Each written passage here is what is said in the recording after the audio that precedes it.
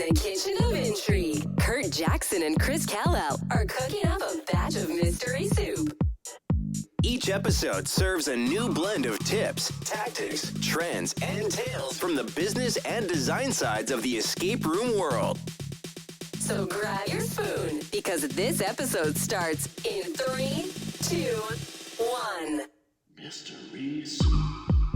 Welcome to the Mystery Soup podcast, a podcast all about the business and design side of escape rooms. My name is Curt, and with me is my co-host, Chris. Hi, Chris. Howdy, howdy. Howdy, howdy. So this is the first episode of this podcast, and we're both really excited about it. Oddly enough, we come from a summer camp background.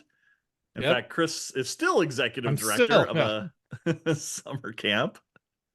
And we fell in love with escape rooms, a few years ago? Yeah, and we were late coming to it. Yeah, you spend all that extra money I make as a camp director on escape rooms. So. Right.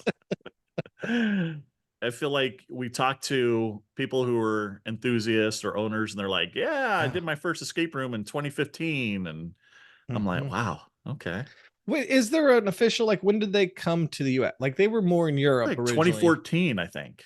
I feel like, 2014, 2015. Yeah. And my first room was after 2020, I'm pretty sure. Yeah. So when I came up to you in Illinois. Yep. Which I am originally from Southern California. And now I'm in Florida. And you were in Illinois, and now we're in Indiana. Yeah. Originally from Illinois, but now Indiana. Yeah, there you go. I am a Hoosier, which I don't know what that means, but that's what I am now. Anyway, so we decided that these first couple episodes would be getting to know us and our passion for escape rooms, where that came from. And so Chris will interview me for this episode, and I'll interview him for the next episode. And if you're like, I don't care about you knuckleheads, then skip to episode 3 and go from there. Skip 1 and 2. And maybe just skip 1. 2's pretty good because it's about me. So, so the idea is, we're going to be interviewing owners of escape rooms, game masters, designers, and even have some enthusiasts on to give us their perspective on what they like in an escape room business and seeing their side of it. We need at least one newbie, one person that maybe they just did their first escape room. Oh, that would be take good. Afterwards.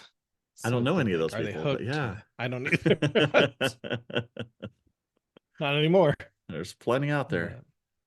Yeah. All right, I will let you take it from here. Definitely. Curt, tell me, it's about the escape room, so tell me about your first escape room. I was interested in the whole concept of it, and I've seen YouTube videos and stuff, and I thought, escape rooms look cool. But I had recently moved to Florida and didn't know anybody here. And I was on meetup.com, and I'm trying to meet people. And I said, I wonder if there's any escape room meetups. I bring it up, and sure enough, there was. Is that like an escape room Tinder? No, please don't. Can you imagine if there's they have that? Maybe we should start that. So I went to the first one, and my first room was called The Dig, and it was at Dare to Escape in Kissimmee, Florida, which is, they no longer have The Dig. I was just about to ask, is it still there? Nope.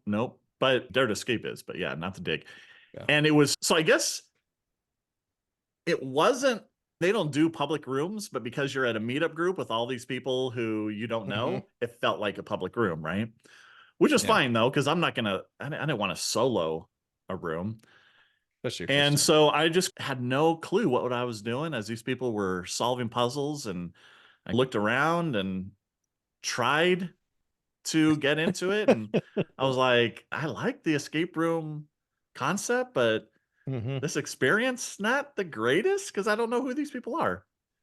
Anyway, so we did a couple of rooms there, and that was my first experience. Yep. Do you remember what the theme was? Is it It's like an Archaeological. archaeological There you dig. Yeah. So there was sand all in the second room that you had to dig into. And I was like, wow. But the room itself, these two rooms were really small. There was only 4 of us in there, I think. Yeah. But it felt really Hence the small. name, the dig. You had to dig. You had to dig. But It was like a big kitty litter. now, do you remember when this was? A while No. ago. No. It was, hold on. What's this? And it's funny because I always hear people go, oh, this was 2000 this or 19 this. Yeah. And I'm like, how do you remember even the I know. years? I cannot. But it was, I can't even keep things in order. yeah, it was pre-COVID. Alone what year? So I guess Okay. 2019 probably. Yeah. Yeah. And then Gen 1 room, or did they have lots of tech? Oh no, it was definitely a Gen 1 room. It was definitely a Gen 1 room. Yeah, I don't, in fact, maybe they had some tech because I think, but most of theirs, yeah, definitely lots of locks, which is fine with me. That's the kind I like. Yeah, I prefer that. So I'm with you on that. Awesome. And then from there on, you met your partner in crime somewhere, meeting Tina. How did that start? So that was the second meetup that I went to. And I will say second escape room? No, because I did a couple of escape rooms at Dare to Escape that day. And so then they were having another meetup at Daytona Escape Rooms. And I went there and there was like 12 of us. And for some reason, they decided we're all going to do one room. And we did this pirate. Way too many. Way too many. We did this pirate room called the Black Jewel, and it was only one room. And you start off handcuffed. So they had to get handcuffs for everybody, where normally it's like 4 people. Yeah. And so they handcuff you to something in the room. So everybody's handcuffed to something in this room. And the people, I don't want to give spoilers away, but there are people that need to escape first in order to uncuff everybody else.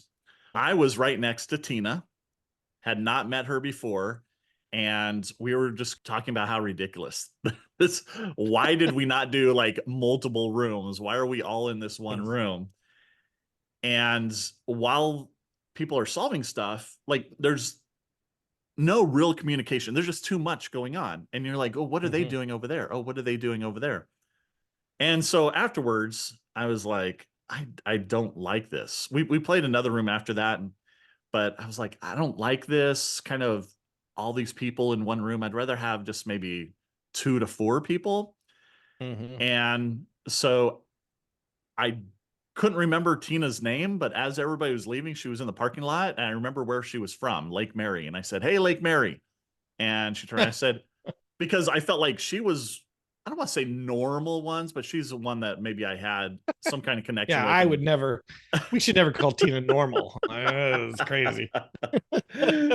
And so I was like, do you ever want to do a room? And it wasn't anything like, I didn't want to go on a date or anything. I was just like, do you want to do a room sometime? Because this is too much.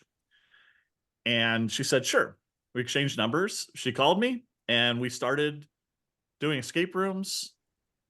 We just did rooms. God. We did rooms. There was nothing like romantic or anything. And then I came to see you. And then we did rooms. And then I was never handcuffed to you, unfortunately. I just traveled the country finding people who'll do rooms with me. So we did rooms. We built the room, or at least started. You finished it, but at your camp. And then as I was going back to Florida, she texted me or called me and said, hey, guess what? I just bought an escape room. And I was like, what? And I said, hey, do you want a game master? Because I was working online, but I had time to do something fun like that. She said, sure. And I started working there, loved kind of the whole working at an escape room. And about 6 months later, we started dating. Yeah.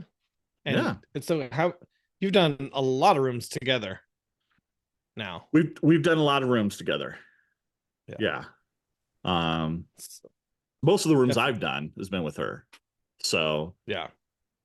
And she's done about 50 more than me. I'm at right now I am at 441. Oh, wow. And so she'd be at like 491, 492. Oh, her big 500's coming up. I know. Do you have a special room planned? Don't. So we have to figure that one out. I feel like there's probably one in Indiana. I'm just saying. I don't know if there is. I think you just come on up here. So then you start working as an escape room master. Yep, as a game master, yep. Game master. And where was that at? That was at the Escape Hatch in Kissimmee. Oh, Yeah. nice little area there. I mean, it's right How at Fun Spots, if people are familiar with it. did you like most of the rooms at Escape Hatch? So they had 2 rooms when I started. And yeah, they're good rooms. Very well, one was Gen 1 completely. There was no tech in that room. And the other one had some tech, but not a lot, not much. And then we built 2 more. And the 4th one was really one I enjoyed the most. I remember you would call and give me updates on that 4th one all the time. Be like, here's where we're at. Got any ideas how to get a top hat to fly off the top of a shelf? Right, that's right. And then we walked you and carry through it to yes, play it. We got virtually. to play it online. Right. Which is really hard to do. Let me tell you. It was cool. With a phone. Just yeah. Okay, we're going over here now. I think I was worse when I walked you through because I don't like to game master. I am way more of a like I give way too many hints. And so I think when I walked you through my room at camp on a phone, where I wanted you to go, I would actually aim the phone that way. Right. Oh, I think you want to go over here, Kurt. And I'd turn the phone. Okay, Chris, we will go over to that bench and look at it. Right. Obviously, that's what we're supposed to do. And For sure. That's too funny. But yeah, so 4 rooms you guys ended up with there. 5-ish if you count the Christmas run, right? Yeah, the kind of the pop-up room. Mm-hmm. Yep. Very cool. Yep. And then what happened after the hatch? Because you're not at the hatch anymore. No, so Tina had a business partner for that business, and he worked for Universal Studios. But of course, COVID, there was a bunch of layoffs, but he's one of the CAD designers for different set designs and that type of thing. He does design something. They say, hey, design this. He designs it on the computer and everything else, and then somebody else builds it. And then Epic, what is it? Epic Universe? They're calling it? That's the new one. That's the new one. So they asked him to come back.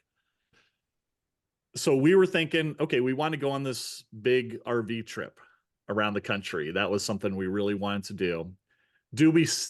I say we, but Tina was wondering, do I buy out my partner or do we just sell it completely? And the big thing was if she buys out the partner, then we had to find a really good manager because nobody wants to be in California. Get the call that something's broken and we need you back here. And then you have to fly back over there. And we just didn't have the time to do that. And so we decided, let's just go ahead and sell. So sold that, which helped pay for our trip, which was last year, 2023. Got this 5th wheel that was just about 40 feet. And I don't know how to pull this thing, but Tina was like, we had to have a washer dryer. That was her big thing. We had to have a washer dryer. We also wanted office space. And so we found a Momentum that had the garage and got that. It was too big. We should have gotten something much smaller. We were moving on average every 3 or 4 days, going somewhere new. And I thought, man, I have to pull this thing. And that was, you had to set it up, you had to tear it down everywhere you go. And so you get a little bit of anxiety from driving, especially when it's like the side streets. Once you're on the freeway, you're fine. But when you have to make turns and go down little side streets and stuff, I'm just glad it's over. It was an awesome experience, but yeah. You didn't drive it downtown Milwaukee, did you, when we met you? No, we'd go to the campground and then just with the truck, we would go different places. But we did, I guess we played escape rooms in 46 states. We missed the Dakotas. But you stayed in how many states? Less, maybe 36. Yeah. We had these maps, these sticker maps on the fifth wheel. One was just for escape rooms on the slide out. Yep. One was just for escape rooms. One was for where we stayed at least one night at a campground. And that map definitely had less stickers. Yeah. The escape room map was almost full. So we did hit Canada on this trip too, Vancouver and the Ontario, Toronto area. So it's an international baby. Whoop whoop. So you went on this trip. How long was this trip for? So the trip was 8 months. Good night. We were gone for 8 months and we played 282 games. Did you go back in the middle? You didn't. You just went all the way around for 8 months, right? You did some of the East Coast first, right? No, we went to Florida. We went Florida and then south. But west, you didn't go back to Florida intermission wise. Like literally you spent 8 months on the road away from home. Yes. So I think of those 282 rooms, we only did one in Florida. Now we had done 150 before that. That's nuts. Anything else weird on your trip? Did you do anything like unique or fun or exciting? Yeah, it wasn't just all escape rooms. We did do things like we went on a hot air balloon ride. We went to whale watching. We did stuff. We went to theme parks. So we did do touristy stuff, but it was specifically. I went to Niagara Falls. That was stupid. It was just a bunch of water. Wow. We went on a cold, rainy December day. Like I'm pretty sure that's the ideal, or no, I guess it's November. Ideal time to go to Niagara Falls is at the beginning of November when it's cold and rainy and gross. We also hit national parks along the way. Yeah. So yeah, we did different things. So 282 rooms. Did you do anything fun? You had a little game you played with the rooms. Oh, we did. So when I was working at the escape hatch, one of our game masters, shout out to Zach, he bought a bunch of tiny ducks, and these are tiny plastic. They're not the rubber duckies that will float, they sink, but they're tiny plastic ducks. And he started putting them all over the business. So you'd find in the hand sanitizer, there's a duck. You find on the ledge, there's a duck. But he was good. He never put them in a room or anything like that. And it was hilarious. And so I thought, this is going to be something that'll be fun to do as we travel. And so I started putting ducks in all the rooms that we did. I would just put it somewhere where the game master would find it during reset, because you don't want a group to go in later and go, oh, tiny duck, what does this mean? Is it part of a puzzle? So we want to make sure that they found it.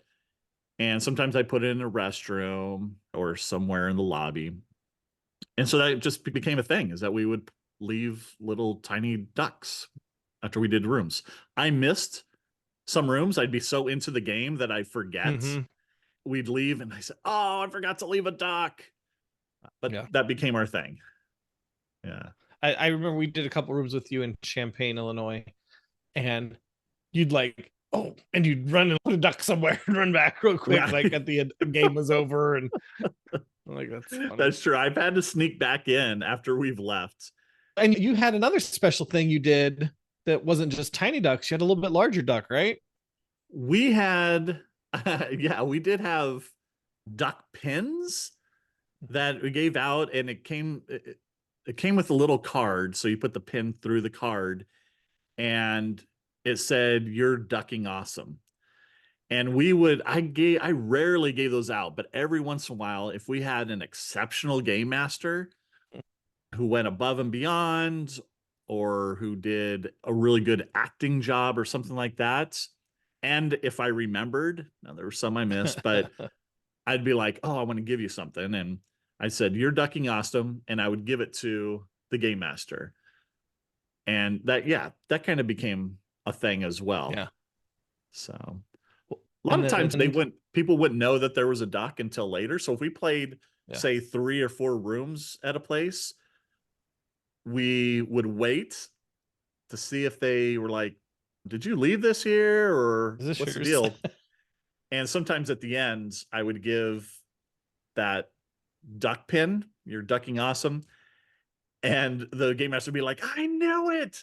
You were the ones leaving the ducks. And I'm like, yeah, that's our thing. That's I think we did a room in Wisconsin together, and somebody's like, "You're the duck people." We started getting a reputation.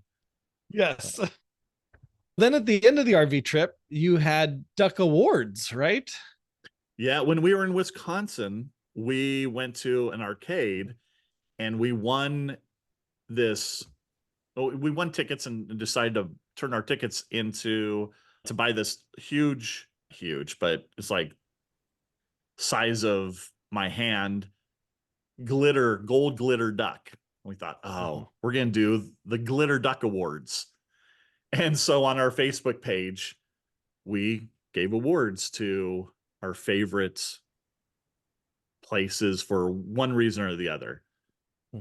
Had like favorite lobbies or like best theme. I think you had. I think you even had one for favorite bathroom. We did. So we had best t-shirt collection, best restrooms, best lobby, best tour we received. So we want things that were a little different, right?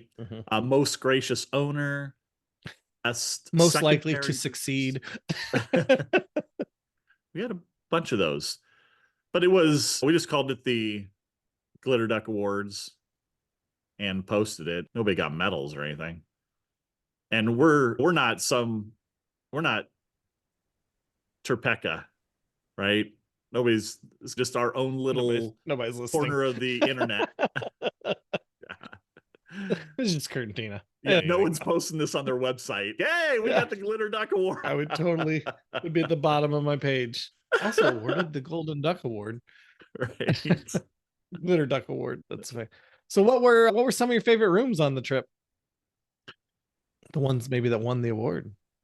I mean, yeah, there were rooms that we liked for just different reasons, right? It's always picking your favorite is so tough.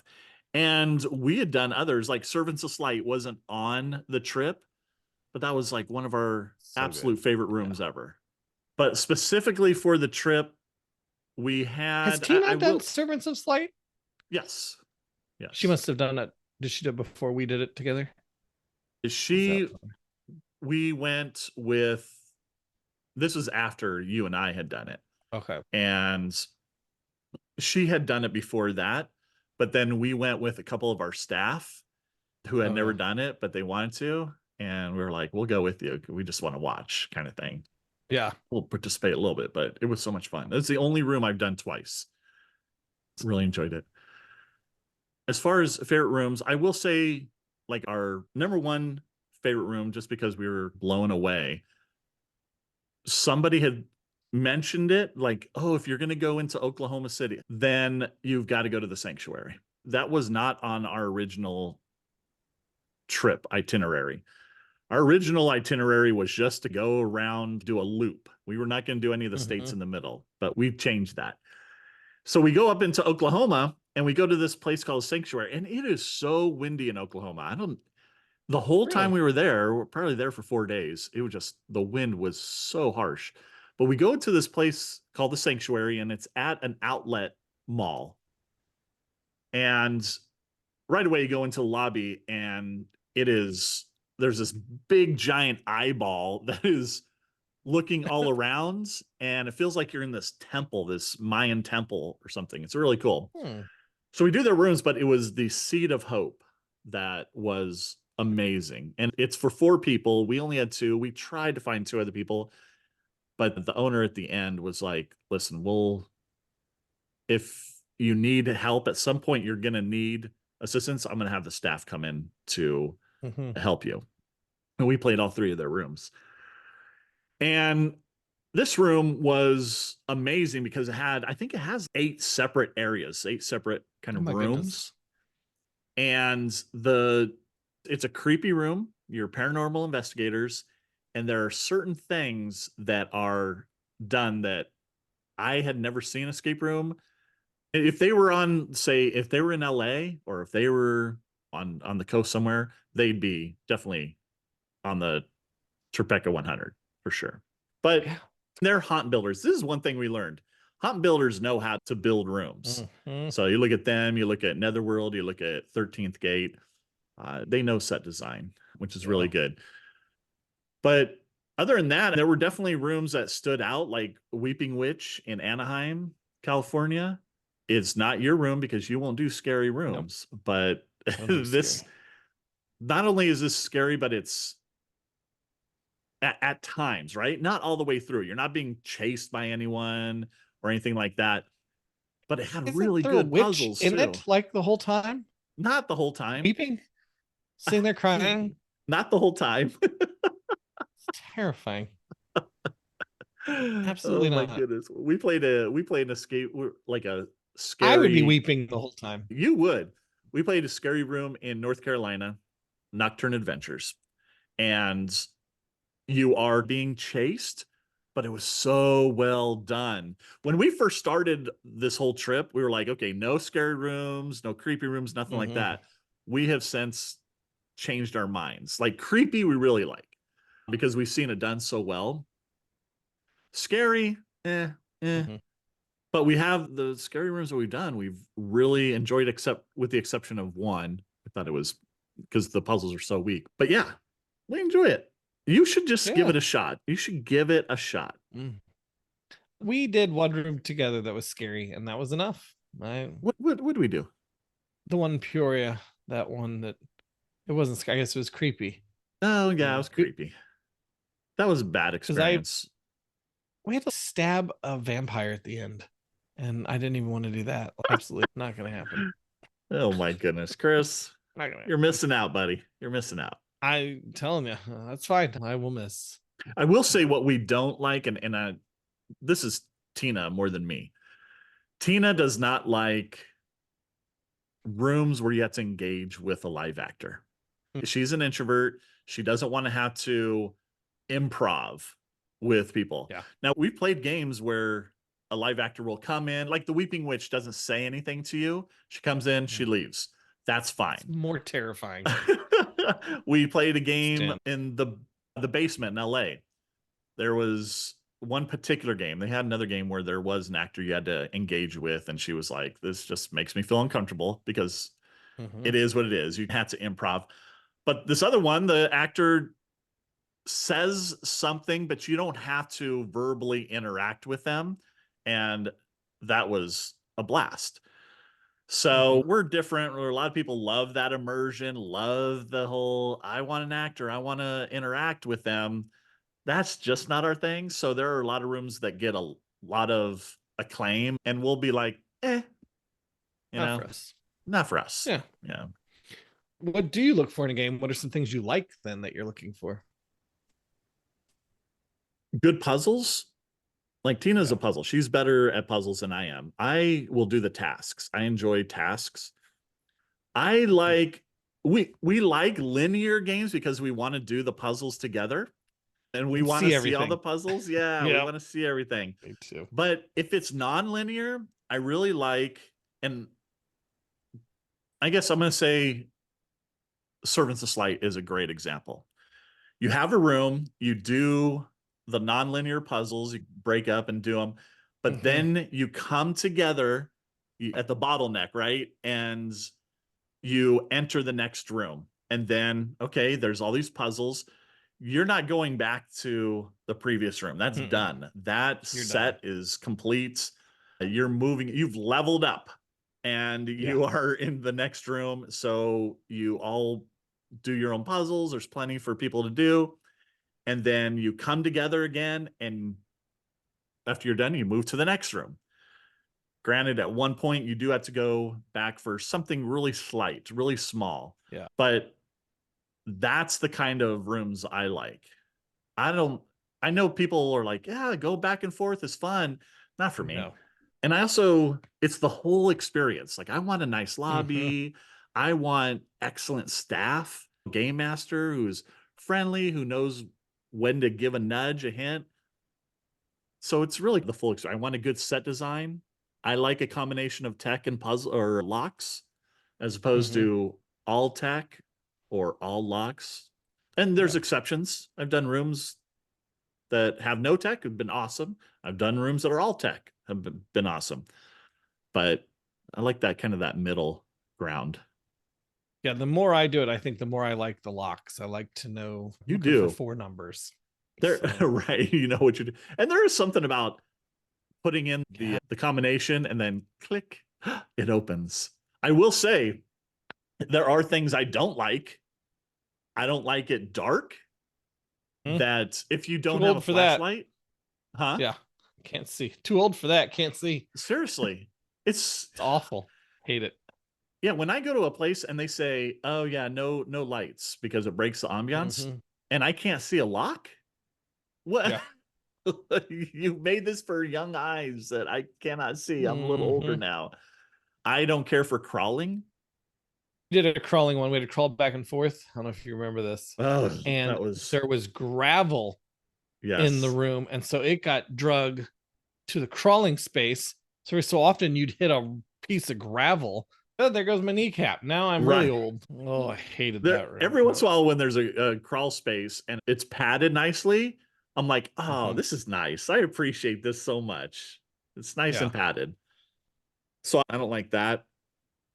I don't like locks that are metal, especially when it's darker and you're using a flashlight and the light bounces off.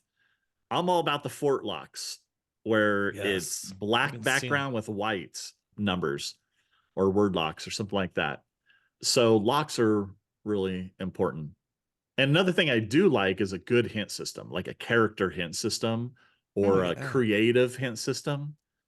There have been a few rooms that have like characters, whether it be a talking skeleton, a talking dummy, talking toaster, things like that, which I really like. But also when people are creative. So we did one room where you ask for a hint and it comes off of a printer and then the paper just falls.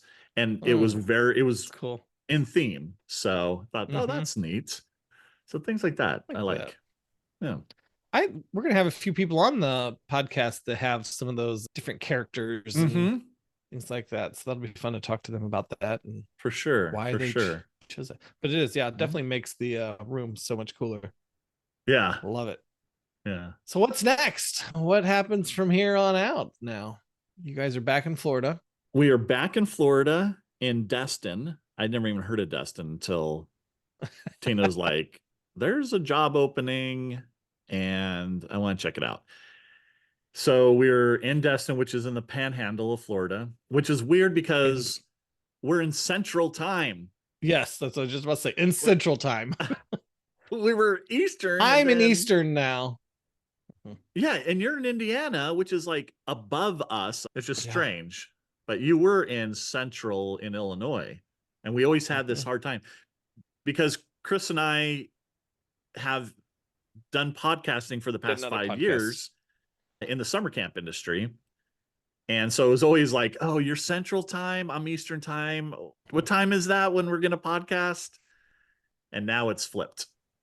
And it's we even just the other day, you were like, hey, we need to record one morning. And does 8 o'clock Eastern Time work for you? I'm like, it works for me, but that's your 7 a.m. And I'm thinking, wait, no, that's my 9. Oh, you're right. It's 7. Oh my goodness. So we are in Destin and we are going to open a new escape room business. That's something we had talked about our whole trip and kind of felt that trip was our research phase, seeing what we like, what we don't like. And right now we're looking at a location, a building, and kind of going through the process. There's a lot of permits and everything that we have to go through. Will that be the location we end up with? Not sure. Hopefully, but we want to stay in Destin. So now, does Destin have really touristy area? Like the fun spot was you had a lot of people walk bys and stuff. And they do. Well, they have what's called Harbor Walk. I guess that would be the equivalent, not like a fun spot. There's no rides or anything else, but it's right on the harbor, and there's restaurants and little things like that to do. There is an escape room business there, but it's spread out. But Destin is very touristy. A lot of people come here during the summer for vacation. Then there's the slow time, right? Just nothing's going on, and we'll have to rely on the local population, which is awesome. But it's a very beachy community. And other than that, we're looking to do the escape room business. We're starting this podcast, you and I. I am starting a blog just kind of on the business and design side of escape rooms, and creating games and maybe things like our bags, escape room bags, and that type of stuff. I have those available. We'll see. We now have the 4 rooms we're going to do. We're going to do 4 rooms in this location. So we know what those are going to be. And now it's get the location, do all the sets, and get the puzzles and open up. So how long do you think that'll take to finally be open? What's your guesstimate on? I feel like at the earliest would be like 6 months, and then latest, hopefully like a year. So it's a process. It's a lot of work. It's a lot of work. That's why we originally wanted to do what Tina did before, which is buy an existing location and then put our spin on it and that type of thing. But there are no locations around here that are looking to sell. So we're going to have to start from scratch, which is fine. That's interesting, because I just saw in Indiana, there is a place for sale. I don't know. It's not quite Destin, but it's closer to I think you should get in the business. Oh, you think so? I don't know if you know what camp directors make, but I am nowhere near. That's why you need a little side gig. Yeah. Get a nice loan and do that. I also realize how much time it takes to be a camp director. I do. Already. I do. You've got no time. I get it. That's right. No, that's exciting. I cannot wait. As soon when you're open, we're going to be planning a trip to come down and check it out. For sure. Yeah. We're excited about it. Tina will keep her day job, and I will run the business until hopefully it makes enough where she doesn't have to rely on her job. But who knows? I think that's going to take a second location. Yeah. Yeah. To that point.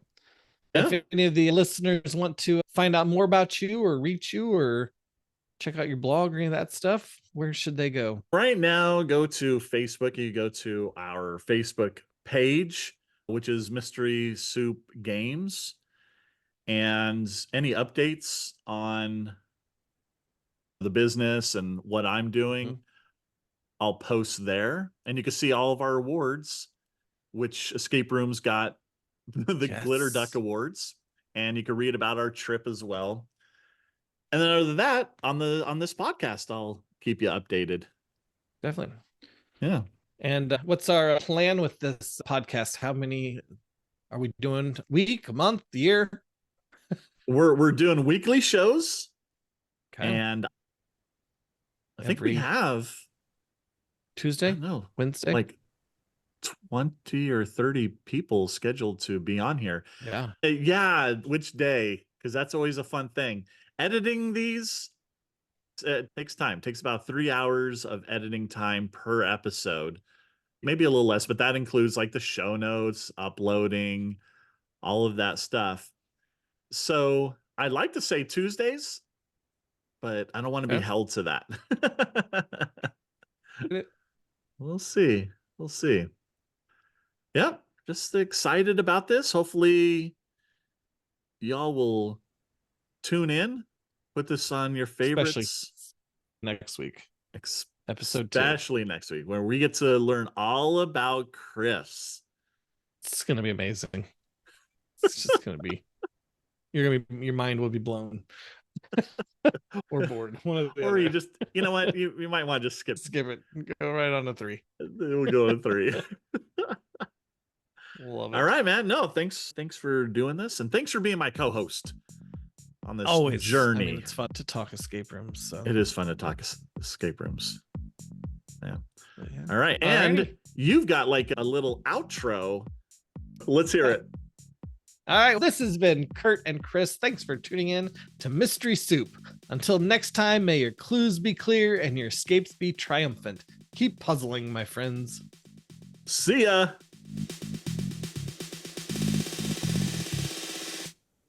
Mystery Soup.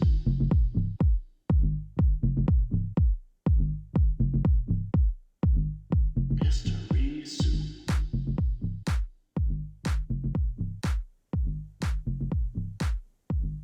Mystery Soup.